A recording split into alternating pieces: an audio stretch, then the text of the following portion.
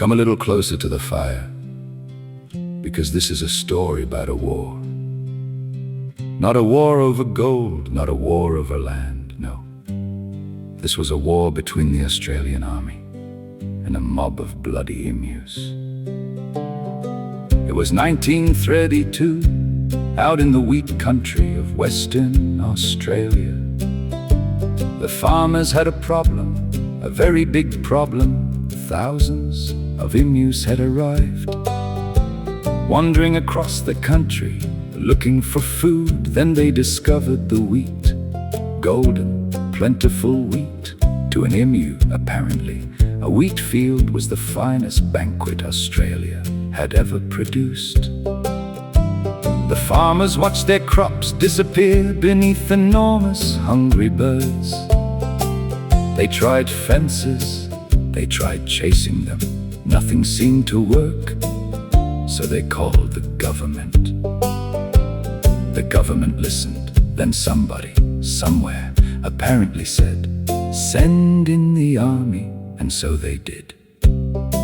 In November 1932, a small military force arrived with soldiers, 2 Lewis machine guns, thousands of rounds of ammunition, and a plan.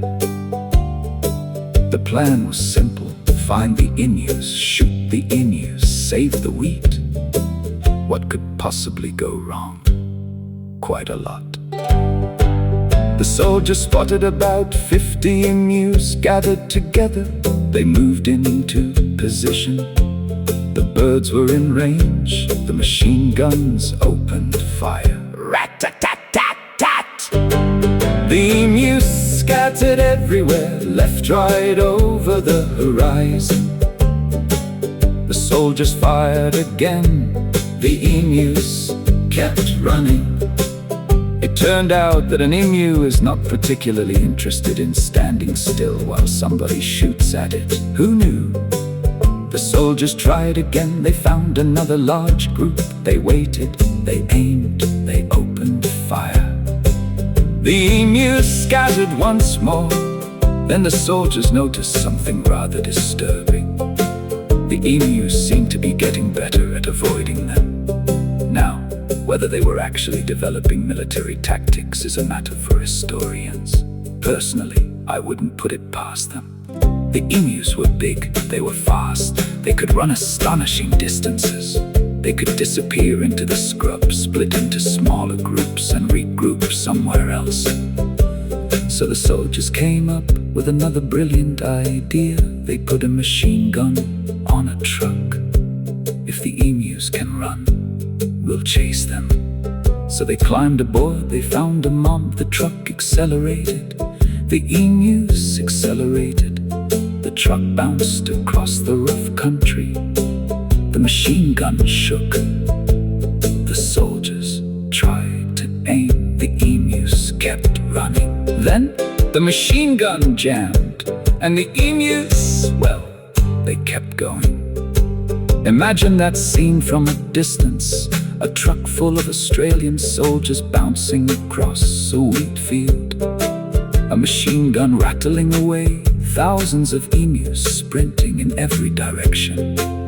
Dust flying, wheat flying, bullets flying, common sense apparently flying off into the sunset.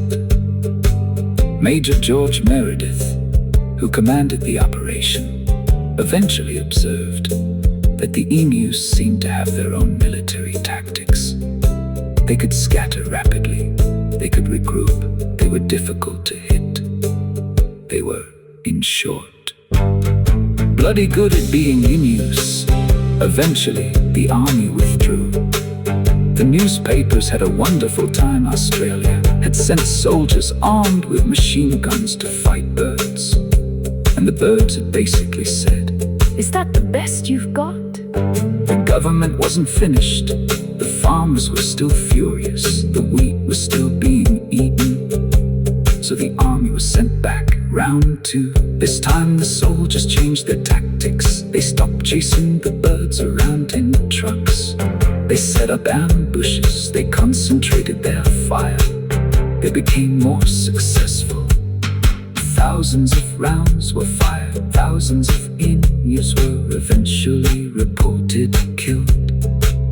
Then, in December, the operation was called off. The soldiers went home, the guns went home, the farmers went back to protecting their crops. The emus, they simply carried on being emus. They hadn't surrendered. There was no treaty, no white flag. No emu general marched into camp saying, "Righto, you blokes win." they simply survived. Technically, it wasn't really a war. There were no opposing armies, No declarations, no emu prisoners. it was a pest control operation. But that doesn't sound nearly as good.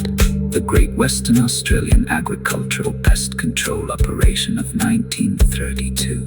Nobody wants to sit around a campfire telling that story. The Great Emu War. Now that's a story. So, what did Australia learn? We learned that emus are fast. We learned that emus are tough.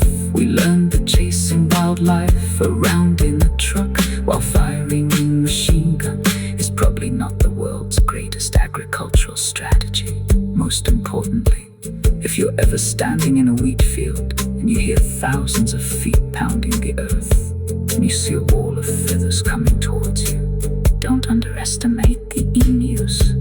because somewhere deep in the Australian bush, there may still be an old emu telling his grandchildren about the day the Australian army came after them and the birds